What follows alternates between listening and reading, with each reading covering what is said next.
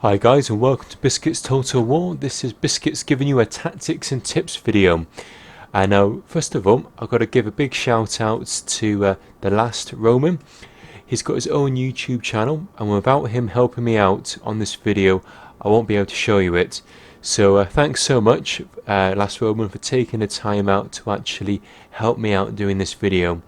You'll notice that a lot of the videos that I put together, I'm always against the computer when I'm doing a tactics and tips video, but with some of the tactics that I want to show or look at, unfortunately I can't do it against the computer because the computer won't do what I need it to do. So I enlisted the help of the last Roman, and he's been really helpful, and he took out a good probably half an hour to an hour of his day just to basically help me run through a few variations of this. So with this tactics and tips video today, what I'm looking to show you is tight formation versus a loose formation. And we're using urban cohorts because primarily this is to really look at 31k style battles. And a lot of people use urban cohort, of course, when you're using Rome, as it's one of the best units that you can bring. But it's just basically trying to learn those little tweaks, trying to get a decent win every time you play. So with this battle, this setup, I've got 5 urban cohorts, none of them upgraded, against 5 urban cohorts here. Again, none of them are upgraded. The only difference is that these guys are in loose formation, my guys are in tight formation. I'm just going to click play. We haven't asked for a peeler to be thrown, and we've just used a single attack command. So what will happen is they will basically walk and then they will charge automatically. So you see my guys have got a charge, they've all got a charge, these loose formation guys have got a charge. Now what you'll notice, so with my guys, they ran in on tight formation and they're still tight, but these guys in loose formation, although loose formation is still being on, you'll notice that they've now gone into a tight formation.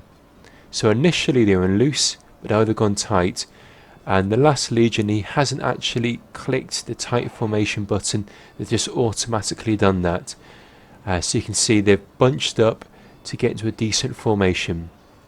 Now, when we're doing these videos, and we did quite a few of them, going backwards and forwards, different combinations, we seem to notice that the loose formation charge seems to be initially get slightly more kills in a tight formation kill charge. But what happened is, in a prolonged melee fight 1 versus 1, the tight formation unit seemed to overpower the loose formation unit. But if you were to just visibly look at the units, it looked like all the units are in tight formation, and I can show you these Julii units, they're in a loose formation at the moment. And if we just scroll down, you'll see that there's 51 of the Julii, 46 of my guys, 43 Julii, 41, 38, 51, 44, 34, 37, 28. So it's still pretty tight. It could really go either way, but we imagine because if my guys are in the tight formation, they're just going to last that little bit longer and give them a little edge over that loose formation troop. So I'm now on 36, the Julii is now on 37, I'm on 35, 27, 24, 34, 23, 28. So I'm winning it more decisively over here. Julii slightly higher on this side, but now what you'll see is that one unit has routed.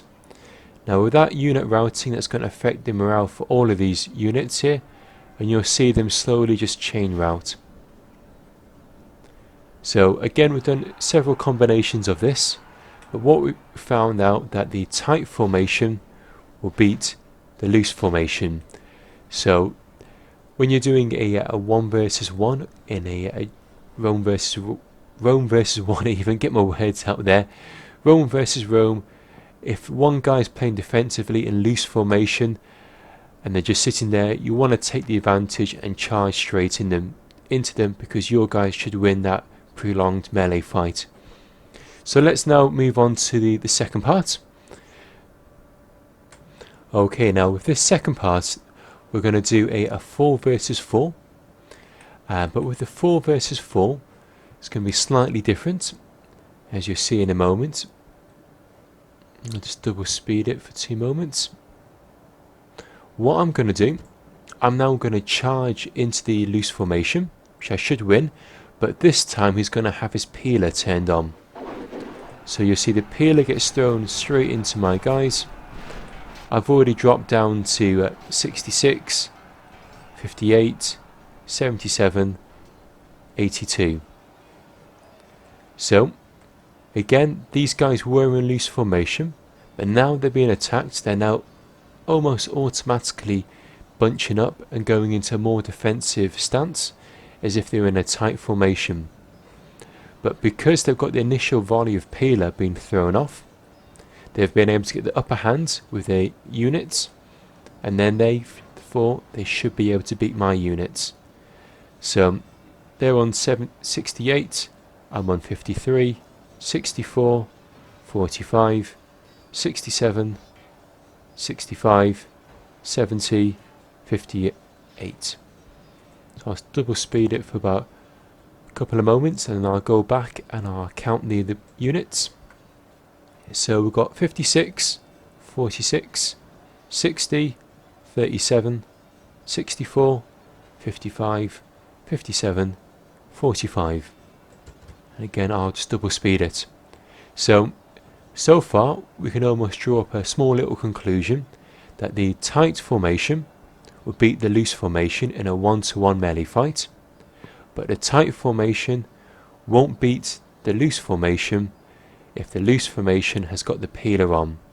So if we take it back into a 31k game, ideally what you want to do is make sure that the opponent has exhausted their peeler. Once they've exhausted their peeler, then you want to go into a tight formation and charge them. By doing that, you should be able to win that melee fight. By winning that melee fight, you should be able to rout one of their units. By routing one of their units, it will drop their morale and therefore give your side the upper hand. So I'm just going to triple speed it for 2 moments, and then we're coming to the part 3 in a second. Okay, this is the next part.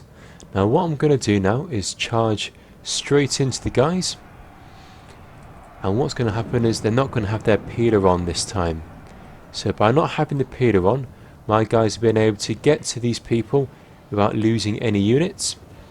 So as you see that initially they've charged in, they've gone into quite tight, and now my guys are kind of bunched out a bit more. But my guys are on 77, these guys, well, they're on 79. My guys on 76, they're on 69, 71, 68, 72, 66. And then I'm on 72 and 69. Now the reason why this is, the urban cohort, I believe its attack figure is 18. So I'll have an 18 attack, but if it gets a charge in, it gets a 3 bonus attack, so I believe that puts it to 21. So with that enhanced attack, what will happen is my guys should be able to get the upper hand, and because they got the upper hand with that charge, and also because they're in a tight formation, they should easily win this battle. So I'm just going to double speed it for a couple of moments, and again I'll go back over the counts. So we've got 43 to my 59, 38 to my 50, 46 to my 46, it's fairly even there, 41, 55, 43 to my 39. Now I've got to stress that this will probably work 9 out of 10 times, but there's going to be that 1 or 2 occasions when you try and do it by the book and it doesn't work. That could be other factors involved, maybe the other units in close proximity, or secondly units morale, or if they didn't get a decent charge.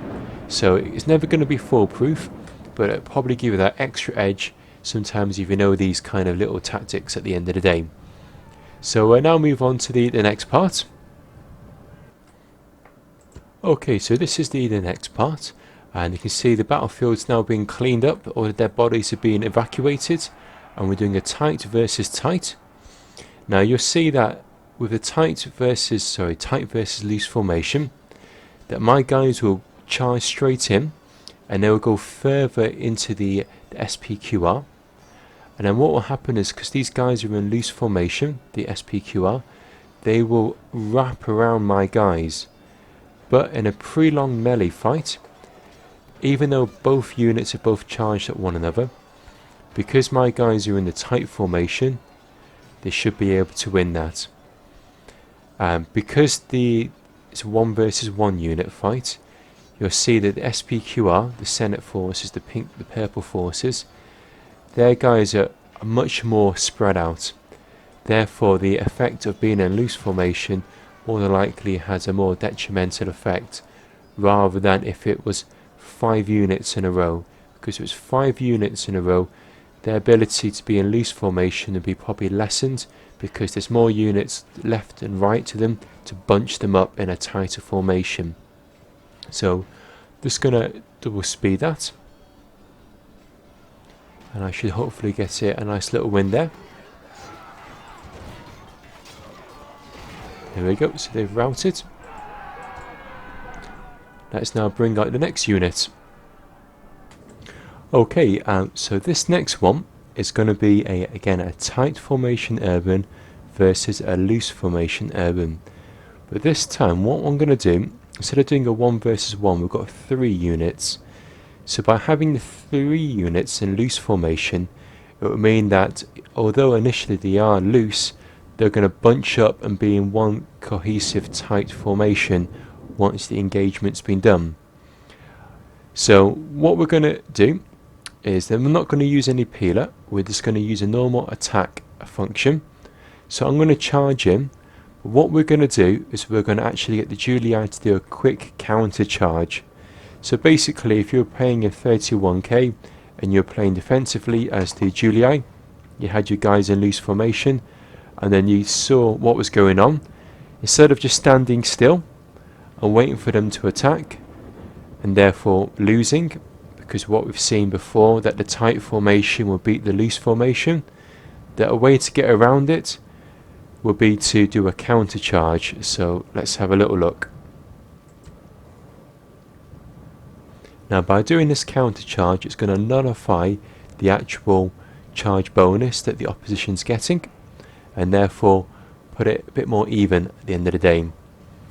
So you can see in my guys come charging, these guys are now counter-charged, and these guys are counter-charged. So unlike before, when these guys were in loose formation, what happened was they seemed to get isolated and they wrapped around a bit too much. By doing it this way, because they've got units on either side, it means that their formation is more tight together, therefore it's going to be more defensive at the end of the day. So what we'll do, we'll just double speed it, and we'll see who wins on this one. Or I'll triple speed it. Let's have a look at the kills. So my guys are on 42, Julii 69, 52, 55, 38, 65. So you can see by doing that counter charge, it's made a huge difference at the end of the day. And by also having units either side rather than being isolated, doing that counter charge has also given Julii a better chance at winning this. Now this may not win every single time, but by doing that counter charge, basically it does swing it slightly into your advantage compared to just standing still. Now I'm not saying that counter charge is going to beat every charge every time, but it's definitely going to help. Another thing that we noticed by doing all of these little trials, what would tend to happen if I won several fights, basically the morale of the opposition would drop, and that would basically skewer the result of the tests. So you can't do this all the time, all these tests, because basically if you were to win the first half of the tests, more than likely you'll win the second half of the tests. Because your guys are routed so many of the opposition, it will have a knock-on effect on these guys over here. But for this example, by doing that counter charge, it's basically swung it slightly in, giving the Julii guys an advantage compared to standing still, and on this test they've been actually able to beat my tight formation guys. And that's because they've done that counter charge. If they hadn't done that counter charge, I would have won that, but by doing that counter charge it's given them a better chance, and therefore they've actually managed to win that engagement. So basically from doing these little videos we can draw some sort of conclusion. The conclusion is that in a 1 versus 1 standard unit fight, the tight formation will beat the loose formation. If the tight formation is going against the loose formation and the loose formation is using the peeler loose formation unit will win. If you're doing a tight formation versus a loose formation in a grouped fight, and the loose formation is standing still, the tight formation will win. And lastly, if we do the same again, but the loose formation there's a counter charge, the loose formation has got a better chance of winning. It may not always win, but it will give them a better chance than rather than just standing still. So hopefully that's something new there for you guys. It's basically 4 little small conclusions that you can draw up together. Now, it's not going to work in every single game, because what will have an effect is the morale for the units. And if the morale has been affected, that's going to have an overall effect on the actual outcome of the 1-to-1 melee fights. But if you can get the upper hand by trying to rout a couple of units first of all, by maybe charging their loose formation units, then that's going to swing it in your favour at the very beginning of the battle, and therefore you've got a better chance of winning. So hope you guys enjoy that. I know it's a bit of a prolonged tactics video, but hopefully it gives you a good idea of how everything works. Now you can extrapolate this and use this for Legendary First cohorts, Praetorian cohorts and other units. I've used Urbans because Urbans are usually the best units to use, and also a lot of people tend to use Urbans in 31k games, therefore they can extrapolate this tactic hopefully into their day-to-day gameplay. So please go back and watch it as many times as you want to. There's a lot of information to take on board. If this video has been any at all help to you, please leave a little like, please give a thumbs up, leave a little comment. I really do appreciate it. I really appreciate the feedback that I get. And if there's any kind of things or questions that you've got, leave a little question. I'm sure either myself or one of the other guys will answer it for you. So this is Biscuits signing out, wishing you all the best, and thanks so much for your time and checking out this video. Cheers, bye now.